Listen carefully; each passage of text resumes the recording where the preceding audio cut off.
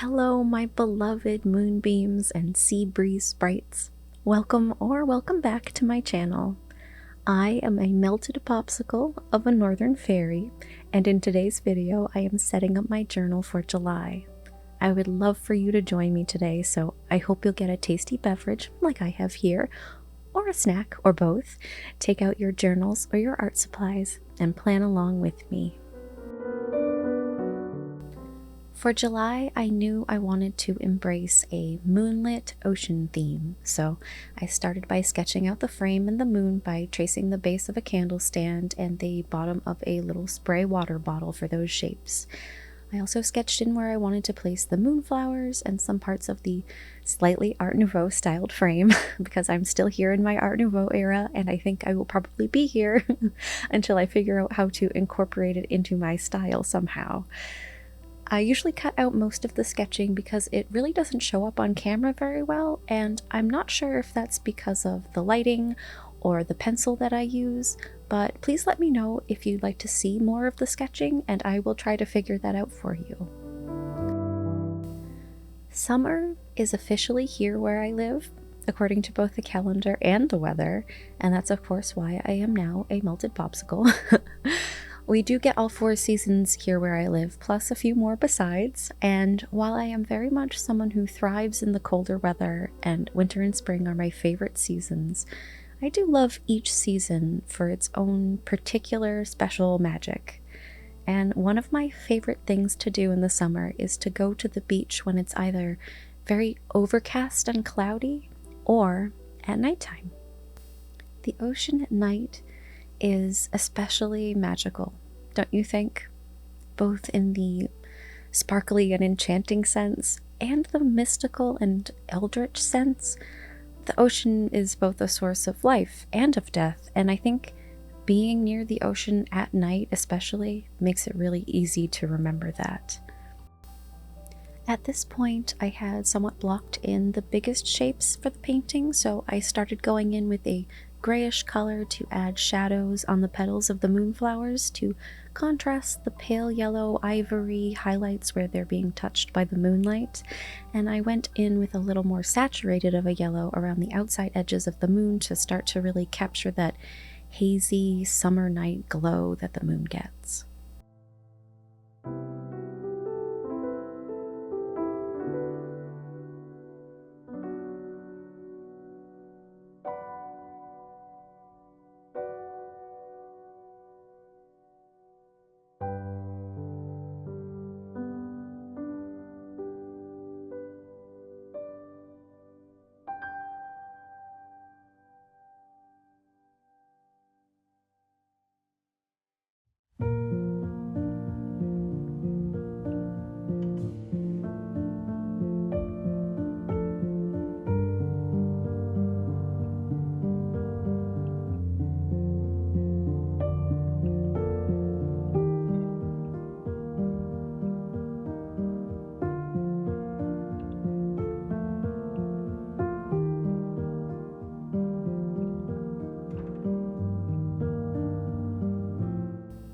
For quite a simple subject, I feel like I struggled with this painting a little bit more than I maybe should have.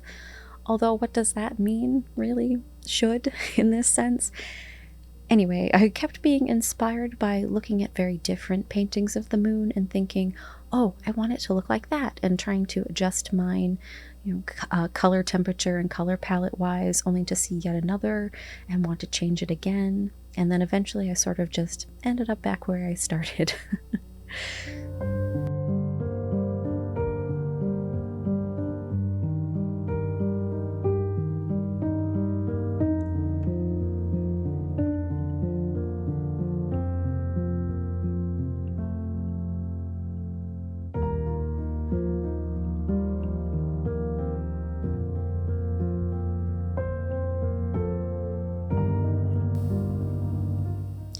I mixed up quite a light pink to add to the halo around the moon, which is otherwise some very light ivory yellows and pale peach colors, because mostly what I wanted to capture was a certain sense of haze and halo and glowiness around the moon, as well as some of the light sparkling off the water. The Swedish have a word for moonlight reflecting off the water, which is moonlight. Isn't that a beautiful thing? The hazy halo around the moon is what makes it a summer night moon to me, so that was important for me to capture.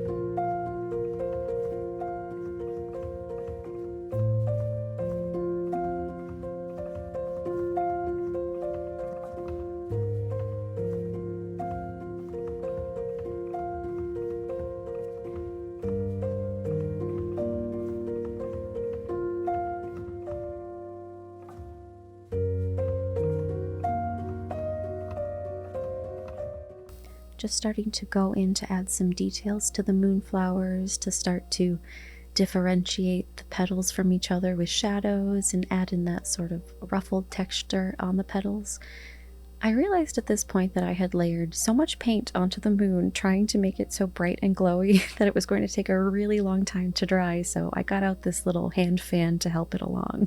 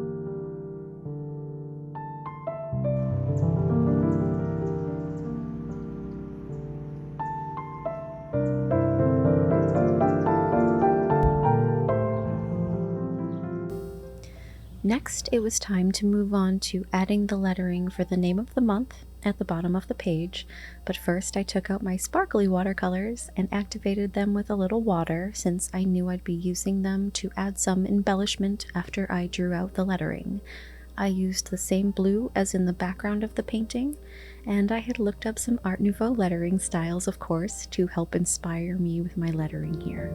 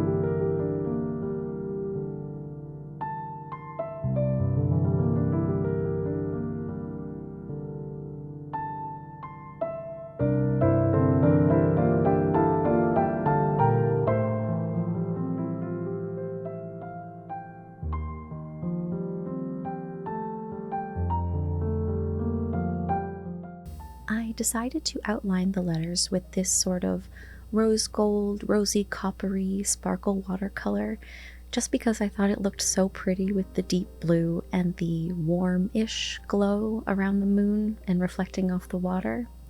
I used that same color for most of the frame and the swirly twirlies around the painting, as well as incorporating one of the lighter, more silvery or white gold sparkle watercolors in some other elements of the framing.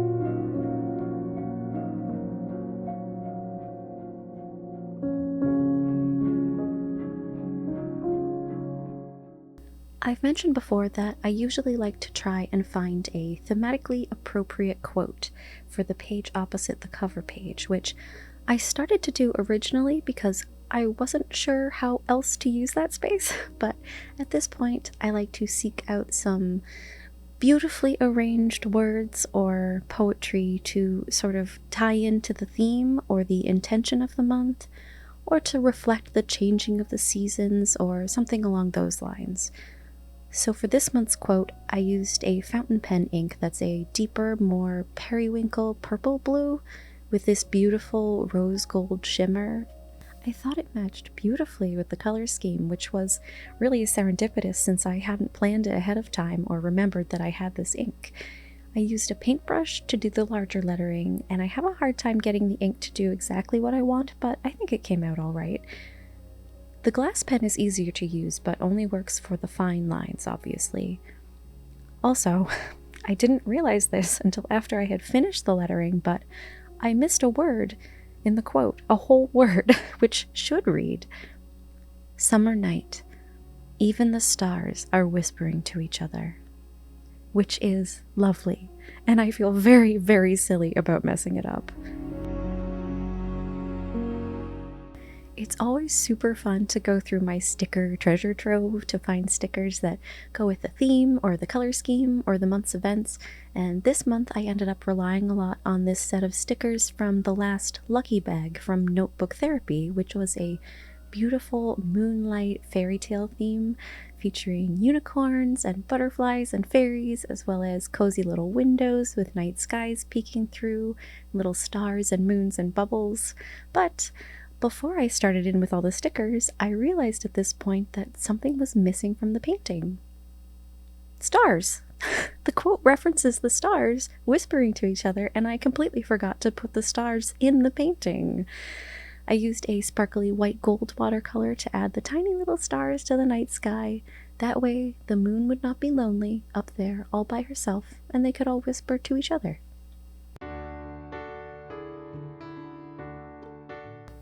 The Lucky Bag Moonlight Enchantment theme is more of a moonlit fairy tale forest theme rather than a moonlit ocean, but I just saved the little trees and cottages and such for other themes in the future.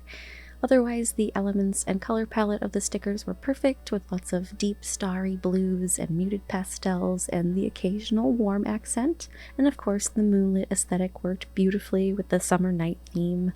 The Lucky Bags are limited edition, so unfortunately they are not for sale any longer. I'm not sure if this is the sort of thing everyone does or not, but I held off on opening up and really poring over some of the stickers and washi tapes that came in my Lucky Bag, even though I opened it up when I first got it and have been using some of the other things that came in it. By keeping some things set aside, it was like I got to open it twice, sort of, like an extra little gift for me to open up later.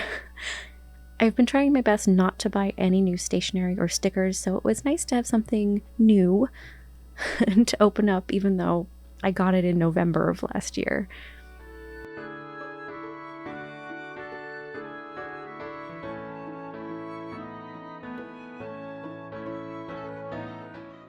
And of course, here's my usual very minimal setup for the beginning of the month, my calendar, my weekly breakdown, and first everything's and nothings page, which is what I call my brain dump page. I decided to use the same shimmery ink with the glass pen to set up my pages for the beginning of the month because I liked the ink so much. And as you can see, I did splash some onto the page by accident. I also added some accents with some Tombow markers. I didn't have a good ivory or warm white color, so I used yellow along with the pale purple. And then I started to decorate with stickers and some more of the white gold watercolor for little sparkles here and there. First to cover up the ink spots, but also just to carry over some of that sparkly starry magic onto my actual planning pages.